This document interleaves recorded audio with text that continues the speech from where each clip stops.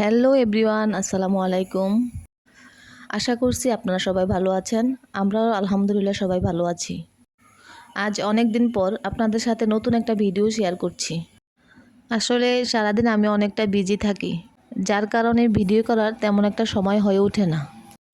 তারপরেও যতটুকু পারি আপনাদের সাথে শেয়ার করার চেষ্টা করি। আজ ভিডিওটা আমি নাস্তার পর থেকে শুরু করছি। রান্নার ফাঁকে ফাঁকে যতটুকু সম্ভব আমি ঘরটা গুছিয়ে নিয়েছি। এই যে দেখতে পাচ্ছেন মধুটা, এটা আমার ছোট ননদ জাপান থেকে আসার সময় নিয়ে এসেছিল। এটার কোয়ালিটি অনেক ভালো। আর আপনারা তো জানেন মধু স্বাস্থ্যের জন্য কতটা ভালো। তাই আমি সব সময় চেষ্টা করি বাচ্চাদেরকে 1 চামচ হলেও মধু খাওয়ানোর, এবং আমি নিজেও প্রতিদিন 1 চামচ করে মধু খাই। কাজের ফাঁকে দোহাকে নিয়ে এখানে আমি খানিকটা সময় কাটালাম। এখানে চলে এলাম দোহার অ্যাক্সেসরিজগুলো গোছাতে। এগুলো অনেক দিন ধরে এলোমেলো হয়েছিল, তাই আজকে কিছুটা সময় পেয়েছিলাম, ভাবলাম এখনই গুছিয়ে দিই।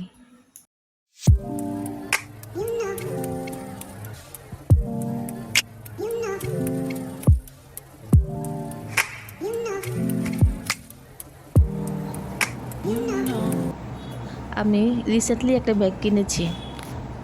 ব্যাগটা দোহার অনেক পছন্দ হয়েছে, বলতেছে আম্মু তুমি এটা কিনো। তাই ভাবলাম দোহা যেহেতু পছন্দ করেছে আমি ব্যাগটা নিয়েই নেই। এই যে দেখতে পাচ্ছেন, এটা আমার টিকটক অ্যাকাউন্ট।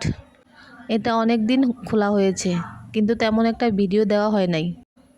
রান্নার ফাঁকে ছাদে গিয়েছিলাম, তখন দেখলাম আমার ভাইয়ের দেওয়া গাছে ক্যাপসিকাম ধরেছে। ভাই অনেক শখ করে আমাকে গাছটা দিয়েছিল। অবশেষে গাছে ফল এসেছে। হঠাৎ করে ঝড় শুরু হয়ে গেল। তারপর ছাদে কতক্ষণ হাঁটাহাঁটি করে লাঞ্চ করতে চলে এলাম। আজ লাঞ্চে আমার পছন্দের একটা ডিশ রেখেছিলাম। সেটা আর কিছু না, সেটা হলো লইট্টা শুটকির ভর্তা। আবার অনেকে লোটে মাছও বলে। এটার রেসিপিটা আপনারা খুব শীঘ্রই পেয়ে যাবেন। আমি খুব তাড়াতাড়ি এটা আপলোড করছি। আজকের মতো এখানেই বিদায় নিচ্ছি। আল্লাহ হাফেজ।